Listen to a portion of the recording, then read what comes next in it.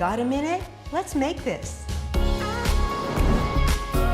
It's fruit cake. Watermelon in 3 tiers of refreshing beauty. Here's what you'll need. A seedless watermelon, some fruit like strawberries, blueberries, kiwi, and peaches. Cut the skin off the watermelon.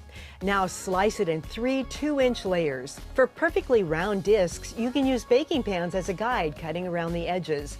Then place the 3 rounds on a baking sheet with paper towels.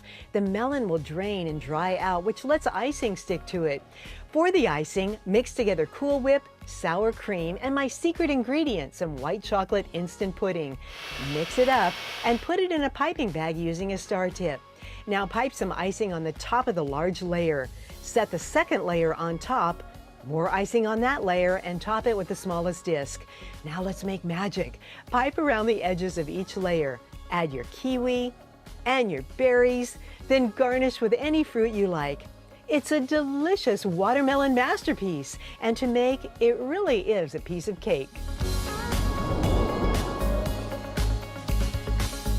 We'll catch you next time on the 1 Minute Kitchen.